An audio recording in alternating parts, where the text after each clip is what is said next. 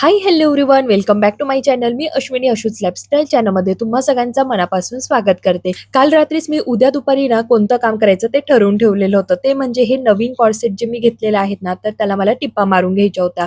2 दिवसापासून चाललेलं आहे. उद्या दुपारी ना मी ह्या कॉर्सेटला ना टिप्पा मारून घेईल, पण ते काही होतच नव्हतं. आज मुलांना मी स्कूलवरनं घेऊन आली, त्यांना जेवायला दिलं. मुलं स्कूलवरनं आल्यानंतर 1 तास कुठे जातो ना कळतच नाही. त्यांना जेवायला दे, त्यांचा ड्रेस चेंज कर आणि स्कूलमधल्या गप्पा, आज हे झालं, ते झालं, हा असा बोलला, टीचरने मला असं बोललं, मला स्टार भेटला. तर हे ऐकण्यामध्येच आहे ना 1 तास कधी जातो ना निघून कळतच नाही. पण आज मी ठरवलेलं होतं मुलांबरोबर जास्त वेळ आहे ना टाईमपास करत नाही बसायचं. कारण माझी कामं आहे ना मग तशीच पेंडिंग राहतात आणि नंतर कंटाळा येऊन जातो. त्यांना जेवायला देईपर्यंत मी त्यांच्याशी भरपूर गप्पा मारल्या आणि त्यानंतर मात्र मी माझ्या कामाला सुरुवात केली आणि ते दोघं जण आता जेवण करतायत टीव्ही बघत-बघत. जेव्हा पण मी अशी कुर्ती घेते किंवा रेडीमेड ड्रेसेस घेते ना, तर पहिलं माझं काम असतं ते म्हणजे त्याला स्टिच करून घेणं. पहिला मी त्याला टिपा मारून घेत असते आणि पॅन्टला मात्र मी डबल टिपा मारून घेते कारण पॅन्ट आहे ना खूप लवकर उसल्या जातात. आता हा अनुभव मी भरपूर वेळा घेतलेला आहे, त्यामुळे मी आता सवयच करून घेतलेली आहे. कोणतीही कुर्ती असू द्या किंवा ड्रेस असू द्या, पहिलं त्याला स्टिच करून घ्यायचं, टिपा मारून घ्यायच्या आणि त्यानंतर वॉश करायचं आणि नंतरच वापरायला सुरुवात करायची. जेव्हा पण मी शिलाई मशीनवर काही टिपा मारायला बसली ना, तेव्हा मला एक-एक गोष्ट आठवत राहते. अरे, ते उचलेलं आहे, त्याला टिपा मारायच्या बाकी, हे बाकी, ते बाकी आणि मग मी काय करते, सगळंच गोळा करते आणि सगळ्यांनाच टिपा मारून घेत असते. आणि हा पण एक नवीन टॉप होता. त्याला पण मी अजून काही वॉश केलेला नाहीये आणि स्टिच पण करायचं बाकी होतं. तर त्याला पण टिपा मारल्या, म्हणजे याच्याबरोबरच तो धुतला पण जाईल. आणि त्याचबरोबर ह्या ज्या काही पिलो कव्हर आहे ना, ह्या पण थोड्या उसलेल्या होत्या ठिकठिकाणी. तर म्हटलं याला पण आपण टिपा मारून घेऊया. एका शॉर्ट व्हिडिओमध्ये मी तुम्हाला दाखवलं होतं, की थोड्या उसलेल्या आहे. तर ते काम मी आज कंप्लीट करून घेतलं.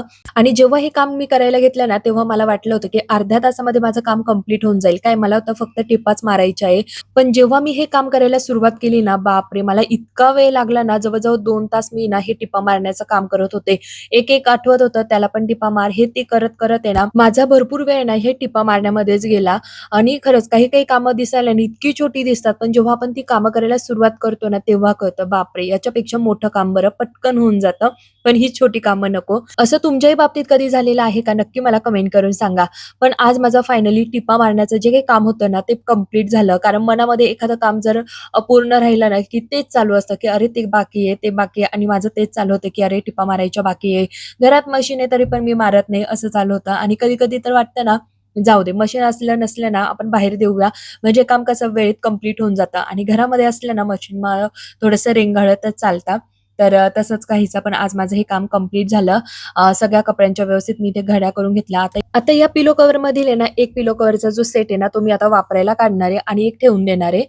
दरवाजाच्या पुढच्या बाजूला आहे ना, मी मुलांचे युनिफॉर्म हँग करून ठेवलेले आहेत. तर तो हँगर जो आहे ना, तो मी ऑनलाईन घेतलेला आहे. मागच्या बाजूला पूर्ण दरवाजा टच होतो, त्यामुळे मागच्या बाजूला हँग नाही करता येत. त्यामुळे मी फ्रंटच बाजूला त्याला हँग करून घेतलेला आहे. जर तुम्हाला हा हँगर बघायचा असेल, तर नक्की मला कमेंट करा. मी पुढच्या व्हिडिओमध्ये तुम्हाला दाखवेल तो कसा आहे आणि काही जणांनी माझ्या व्हिडिओमध्ये बघितलं सुद्धा असेल. कपडे व्यवस्थित त्याच्या जागेवर ठेवून दिले आणि त्यानंतर लगेच झाडून घेतलं. शिवणकाम आहे ना, थोडं करा, जास्त करा, पण घरामध्ये ना धागेदोरे झाल्याशिवाय राहतच नाही आणि इतका कचरा झालेला होता.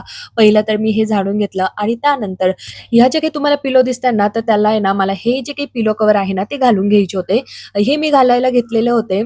पण ते ना थोडे उसलेले होते. मग पुन्हा काढून घेतले आणि जवळ आहे ना 4-5 दिवस ह्या पिलो अशाच होत्या आणि फायनली ते काम मी आज म्हणजे स्टिचिंग आज केलं. त्यामुळे ह्या पिलो कव्हर ज्या आहे ना, त्या मी आज घालतीये ह्या पिलोंना.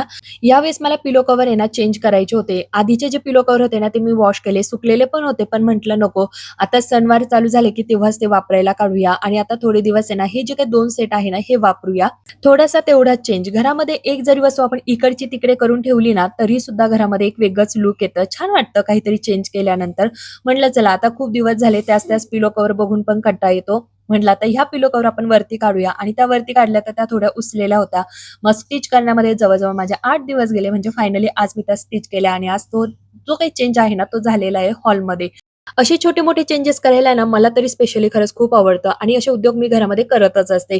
रिकामं बसलं की मग इकडची वस्तू तिकडे ठेव, तिकडची इकडे ठेव असं माझं चालूच असतं. सोफ्याचं कव्हर व्यवस्थित करून घेतलं, थोडंसं झटकून घेतलं आणि असे छान पिलो ठेवून घेतल्या. आता माझं हे पार्सल आहे ना सकाळपासून आलेलं होतं, पण मी ना अजून ते ओपन केलं नाही.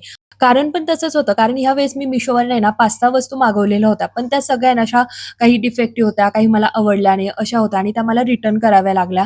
त्यामुळे पार्सल आल्यानंतरची जी काही एक्साइटमेंट असते ना ओपन करून बघण्याची, ती माझी पूर्ण निघूनच गेली. म्हणजे माझी इच्छा पण नाही झाली की आपण चला ओपन करून बघूया. पण आता हॉल आहे ना असा छान दिसत होता, थोडासा मूड पण फ्रेश झालेला होता. म्हटलं चला बघूया तर सही कसा आलेला आहे.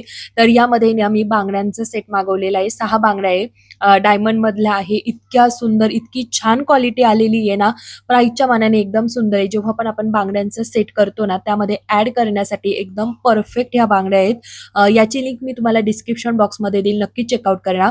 तर हे दोन्ही प्रोडक्ट माझे मिशोवरचेच आहे. मिशोवरनंच घेतलेले आहे. आणि दुसरी म्हणजे ही प्लाझो पॅन्ट. आता याची लेंथ बरोबर होती, पण आहे थोडीशी टाईट होत होती. आणि प्लाझो वापरायची म्हणजे ती जरा अशी मोकळी-ढाकळीच पाहिजे की नाही.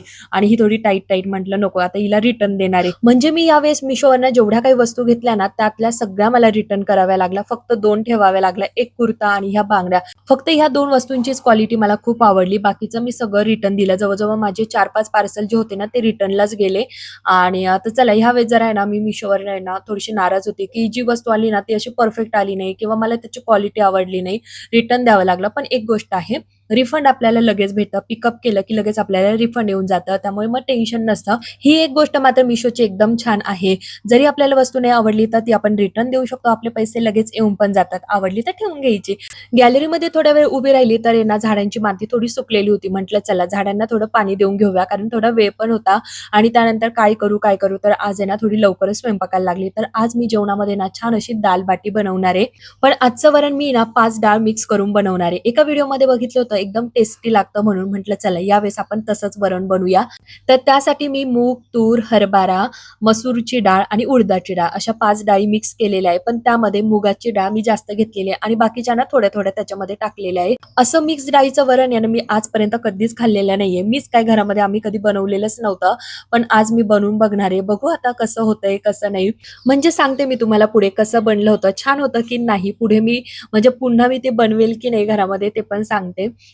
तर चला ह्या डाळ ज्या होत्या ना त्या व्यवस्थित आहे ना मी धुवून घेतल्या 2-3 पाण्याने. त्यामध्ये थोडंसं पाणी पण घेतलं. आता आहे ना त्यामध्ये मीठ, हळद, थोडंसं हिंग, थोडंसं तेल टाकून याच्या आहे ना 4-5 शिट्ट्या मी होऊन देणार आहे. कारण त्याच्यामध्ये हरभऱ्याची पण डाळ आहे.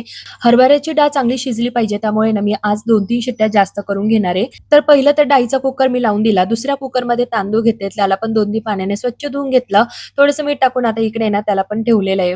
आता याला ह्या पाण्याला चांगली उकळी येईपर्यंत आहे ना मी काही झाकण लावणार नाहीये. थोडीशी पाण्याला उकळी आली की त्यानंतर मी झाकण लावून घेत असते. आणि दुसऱ्या बाजूला मी इथे बाटीसाठी ना पीठ मळायला घेतलं. बाटीसाठी गव्हाचं पीठ, त्यामध्ये थोडासा रवा, थोडं डाळीचं पीठ. आता डाळीचं पीठ आणि रवा मी अंदाजेच घेत असते. त्यानंतर त्यामध्ये ओवा हाताने असा थोडासा चोळून घ्यायचा, तो ऍड करायचा. थोडीशी हळद, मीठ आणि तेल. तेल किंवा तूप दोघंही चालतं, फक्त गरम करून घ्यायचं. मी इथे असंच घेतलेलं आहे. आणि एक अजून मेन गोष्ट राहिली ती म्हणजे थोडासा खाण्याचा सोडा सुद्धा त्यामध्ये टाकायचा. आणि नंतर काय आपण जसं पोळीसाठी पीठ मळतो ना तसं पीठ मळून घ्यायचं. पण त्याला थोड्या वेळासाठी ना भिजत ठेवायचं, जवळजवळ 15-20 मिनिटं ठेवायचं. छान भिजलं की त्यानंतर बाटी ना एकदम छान बनली जाते. इतकी सुंदर बनते ना, नक्की एकदा ट्राय करून बघा. आणि तुम्ही अजून कोणकोणत्या पद्धतीने बाटी बनवतात किंवा अजून मी त्यामध्ये काय ऍड करू ज्यामुळे माझी बाटी अजून छान बनल्या जातील, तर ते पण मला नक्की कमेंट करून सांगा. आज तर मला माझ्या कुकरने ना इतकं घाबरून दिलं, तुम्ही बघितलंच, इतकी डचकून गेलेली होती. आणि आज माझ्याकडनं आहे ना डाळीसाठी पाणी पण जास्त झालं. थोडंसं उतू पण आलं. शक्यतो कधी होत नाही, पण कधीतरी होतंच. तर चला असं एक जेवण झाल्यानंतर किचन वाटा क्लीन करावंच लागणार आहे. 15 ते 20 मिनिटं पीठ भिजवून द्यायचं होतं आणि तेवढ्या वेळामध्ये ना जी काही भांडी निघालेली होती ना ती मी घासून घेतली. संध्याकाळची वेळ झालेली होती. देवांना दिवा लावून घेतला, पूजा करून घेतली आणि त्यानंतर मग आली पुन्हा बाटींची तयारी करायला.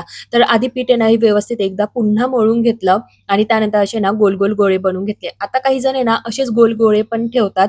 पण एक छान लेयर येण्यासाठी ना मी ही ट्रिक वापरत असते. तर त्यासाठी ना मी असं पिठाचा जो गोळा असतो ना असा लाटून घेते. त्यामध्ये थोडंसं तेल लावते आणि जसं आपण मोदक बनवतो ना त्या पद्धतीने त्याला करते आणि मग त्या बाट्या बनवत असते. आता खूप वेगवेगळ्या पद्धतीने सगळेजण बनवतात. पण मी तरी ना अशाच पद्धतीने बाटी बनवत असते. तुम्ही सुद्धा मला नक्की कमेंट करून सांगा अजून कोणकोणत्या पद्धती आहेत ते. तर इथे थोडंसं मी तेल घेतलं आणि त्यानंतर आता ह्या बाट्या मी इथे वाफवत ठेवणार आहे.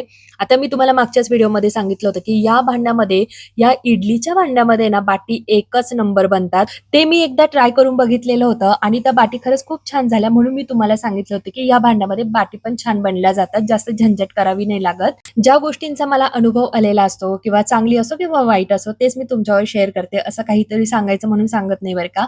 तर खरंच यामध्ये बाटी आता तुम्ही सुद्धा बघाल इतक्या सुंदर बाटी बनल्या जातात. आणि हो, जर तुम्ही खरंच आहे ना, इडलीचं जर भांडं तुम्हाला घ्यायचं असेल, तुम्ही विचार करत असाल ना, तर असंच आहे ना, इडलीचं स्टीलचं भांडं घ्या, ज्याच्यामध्ये 6 प्लेट असतात. 6 in 1 असं असतं ते. असं काही नाही की ह्याच कंपनीचं, दुसऱ्याही कंपनीचे असतात. भरपूर वेगवेगळ्या कंपनी असतात. तुम्हाला जे पाहिजे ते तुम्ही घेऊ शकतात, पण अशा पद्धतीचंच घ्या. आणि म्हणूनच मी मागच्या व्हिडिओमध्ये म्हटलेलं होतं की प्रत्येकाच्या किचनमध्ये हे भांडं नक्कीच असायला पाहिजे. पण मागच्या व्हिडिओमध्ये माझ्याकडनं एक चूक झाली की मी तुम्हाला हे भांडं दाखवलेलंच नव्हतं. पण खरं सांगू का, हे भांडं मी तुम्हाला भरपूर वेळा दाखवलेलं आहे. या आधी सुद्धा जर तुम्ही माझे व्हिडिओ आधीपासून बघत असाल ना, तर तुम्हाला ते माहिती आहे. म्हणून मी ते काही त्या दिवशी दाखवलं नाही. पण दाखवायला पाहिजे होतं. पण बरं झालं नाही दाखवलं. जेणेकरून मला हे तरी कळलं की तुम्ही माझे व्हिडिओ किती बारकाईने बघतात. आणि ना मला कमेंट्स सुद्धा आल्या होत्या 2. त्या कमेंट्स वाचून आहे ना, मला खरंच खूप भारी वाटलं. सुरुवातीला थोडंसं वाईट वाटलं होतं.